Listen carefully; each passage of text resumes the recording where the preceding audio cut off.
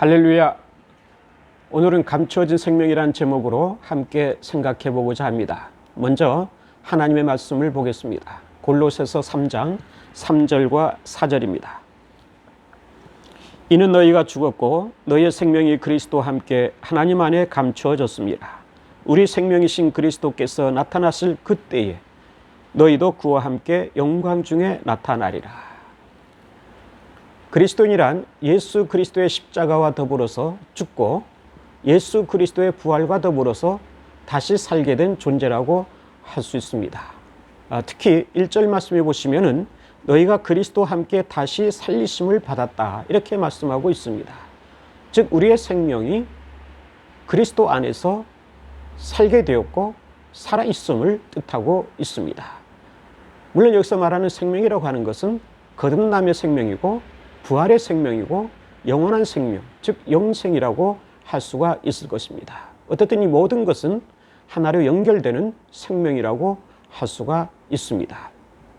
그런데 3절에 보시면은 이 생명이 하나님 안에서 감춰져 있다고 말씀하고 있습니다. 그렇기 때문에 우리의 눈에 보이지 않습니다. 따라서 우리가 이 세상에 사는 동안에 때로는 나에게 진정한 이 생명이 영원한 생명이 있는 것일까 하고 회의에 빠질 때도 없지 않아 있습니다.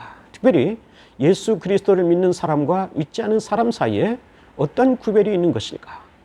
영생이라는 것이 어떠한 구별과 차이를 가져다 주는 것일까? 이러한 문제로 인하여서 의구심이 들 때도 없지 않아 있다고 하는 것입니다. 그러나 분명한 것은 영생을 소유한 사람들은 이 세상 가운데서도 예수 그리스도를 믿지 않는 사람들과는 다른 삶을 살게 됩니다.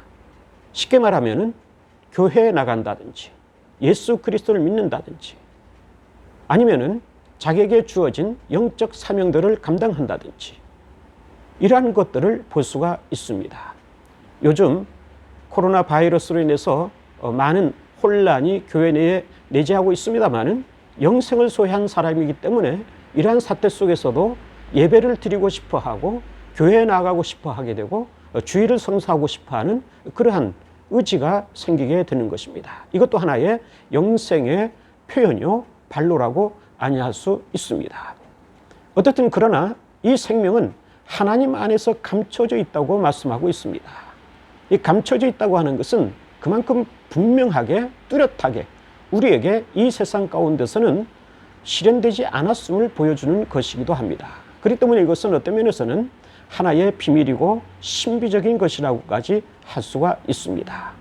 그러나 4절 말씀을 통해서 보시면은 그리스도와 함께 우리의 모습이 영광 중에 나타나게 된다고 말씀하고 있습니다. 즉 예수 그리스도가 재림할 때에 우리의 모습이 영광 중에 나타나게 되는데 그것은 다시 말하면 우리의 생명이 구체화되고 우리의 생명이 완전한 모습으로 나타나게 된다고 하는 것을 보여주고 있습니다. 이 말씀과 연관해서 우리는 데살로니가전서 4장 16절과 17절의 말씀을 생각해 볼 필요가 있습니다. 거기에 보시면은 하나님의 나팔 소리와 더불어서 예수 그리스도가 재림을 하시게 되는데 먼저 그리스도 안에서 죽은 자들이 일어나게 되고 그 다음에 살아있는 자들도 그들과 더불어서 구름 속으로 끌어올려져서 공중에서 예수 그리스도를 만나게 되고 그 예수 그리스도를 영접하게 된다고 말씀하고 있습니다. 이 말씀은 우리에게 굉장히 드라마틱한 모습으로 종말적인 사건을 보여주고 있는 것이기도 합니다. 즉 예수 그리스도가 재림할 때에 우리 모든 사람들이 부활하게 되는데 그 부활의 광경을 드라마틱하게 보여주는 것이라고 할 수가 있습니다. 그래서 우리는 먼저 죽음에 대해서 생각해 볼 필요가 있습니다. 죽음이란 게 대체 무엇입니까? 그것은 영혼과 육체가 분리되는 것을 말합니다. 사람은 죽게 되면은 영혼과 육체가 분리가 됩니다. 이 상태를 가리켜서 우리는 죽음이라고 합니다. 죽게 되면은 육체는 흙으로 돌아가게 됩니다. 그래서 흙 속에서 썩어서 없어지고 맙니다. 우리 눈에 아무것도 보이지 않은 어떤 면에서는 티끌만큼도 되지 못한 그러한 모습으로 변질되고 변화되고 말게 되는 것입니다. 그러나 영혼이라고 하는 것은 죽지 않는 것입니다. 그것은 하나님의 품 안으로 들어가게 됩니다. 물론 우리 그리스도인의 영혼을 가리킵니다. 그리스도인의 영혼은 하나님의 품 안에 들어가서 거기에서 하나님과 더불어서 친밀한 관계를 유지하면서 복락의 세계 속에서 살게 되는 것입니다. 그런데 이렇게 나누어져 있던 영혼과 육체가 예수 그리스도가 재림할 때에는 하나로 다시 결합을 하게 됩니다. 그러면 어떤 사람은 이런 질문을 합니다. 완전히 썩어 문드러진, 우리 눈에 보이지 않은 무의 상태로 변질된, 변화된 이러한 육체가 어떻게 다시 살아날 수 있습니까? 과학자들의 말에 의하면 우리 육체의 원소는 완전히 없어지는 법이 없다고 합니다. 우리의 눈에는 보이지 않지만은 이 세상 그 어디엔가 반드시 존재하게 되어 있다고 하는 것입니다. 그렇게 생각한다면 우리는 예수 그리스도가 재림할 때의 부활의 모습을 이와 같이 생각해 볼 수가 있을 것입니다. 우리의 육체를 이루고 있던 원소들이 그때에는 하나하나 결합을 하게 되는 것입니다. 그래서 온전한 육체를 이루게 되는 것입니다. 이것은 마치 구약 성경에서 에스겔 골짜기에 나타난 이야기와 같습니다. 거기에 보시면 뼈들이 모여서 그 뼈들이 결합이 되어서 그 위에 살이 입히게 되고 그 위에 근육이 입히게 되고 그 위에 피부가 입히게 되어서 그래서 하나의 건전한 사람을 이루게 됩니다. 그리고 군대를 형성하게 됩니다. 이러한 모습이 바로 우리의 부활체의 모습과 같다고 할 수가 있습니다. 예수님이 재림하실 때에 그때도 우리는 우리의 육체를 이루었던 원소들이 하나씩 결합을 하게 되어서 육체를 이루게 되고 그 육체가 하나님의 품 안에 있던 영혼과 결합을 하게 됩니다. 이 결합한 상태, 재결합이죠. 재결합의 상태를 우리는 부활이라고 하는 것입니다. 일반적으로 우리는 부활이라는 말을 쓰게 되면은 죽었다가 살아났다. 이 정도로 생각하고 이 정도로 말을 하고 그치고 마는 경우가 많이 있습니다. 그러나 구체적으로 말씀을 드린다면 부활이라고 하는 것은 영과 육이 분리되었던 상태가 다시 재결합한 상태를 가리키는 것입니다. 예수 그리스도가 공중에 재림하실 때에 이 흙 속에 썩어 문드러져 있던 것 같은 그러한 육체가 다시 일어나서 하나님의 품속에 있던 영혼과 재결합을 해서 즉 부활체를 이루어서 영적인 부활의 육체를 이루어서 여기서 영적이란 말은 영혼만이 부활체가 된다는 뜻은 아닙니다. 육체와 영혼을 가진 그러한 부활체를 형성하게 돼서 신비한 부활체를 이루어서 예수 그리스도를 만나게 되는 것입니다. 예수 그리스도를 영접하게 되는 것입니다. 이때에 우리의 생명이 살아있음을 증거해 주게 됩니다.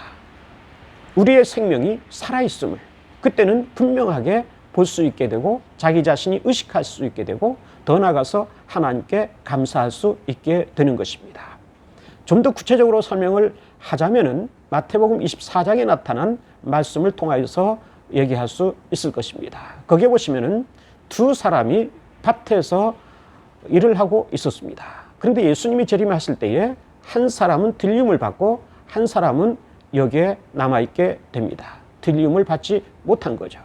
그리고 두 여인이 있었는데 이들은 맷돌질을 하고 있었습니다.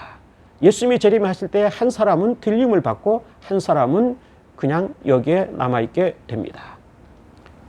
이 들림을 받았다고 하는 것은 예수 그리스도를 믿는 그리스도인이었음을 우리에게 보여주고 있습니다. 이 땅에 사는 동안에는 밭에서 일을 하는 우리가 외적으로 보게 되면 똑같은 형태의 모습을 지닌 그러한 사람으로서 별반 다를 바가 없는 사람인 것처럼 보였지만은 예수님이 재림하실 때에 예수 그리스도를 믿는 사람은 들림을 받아서 공중으로 올라갑니다. 이때에 이 예수님을 믿지 않는 사람이 그 사람을 향하여서 굉장히 놀라움을 금치 못할 것입니다. 아니 왜 저 사람은 들림을 받고 나는 들림을 받지 못하는 것일까? 여기에 커다란 차이가 있는 것입니다. 예수 그리스도를 믿는 사람은 평소에는 영원한 생명이 있는 것이 눈에 보이지 않았지만 예수 그리스도가 재림하실 때에 공중으로 들림을 받는 것입니다. 이때 들림을 받지 못한 사람이 그 사람을 바라보면서 저 사람에게 마야 저 사람에게는 진정으로 생명이 있어. 저 사람에게는 영생이 있었던 거야. 이렇게 인정할 수밖에 없고 감탄할 수밖에 없다고 하는 것입니다. 바로 이것이 우리에게 나타나는 생명이라고 할 수가 있습니다. 오늘 여기에서는 이 땅 위에서는 감춰져 있는 그러한 생명이지만은 예수 그리스도가 재림하실 때에 이 생명이 우리에게 구체적으로 나타나게 되는 것입니다. 예수 그리스도와 더불어서 영광 중에 우리에게 나타나게 되는 것이고 보여지게 되는 것이고 또 이 땅에 사는 모든 사람들이 우리의 그 나타난 생명을 바라보면서 감격해하고 놀라워하고 더 나아가서는 부러워하게 될 것입니다.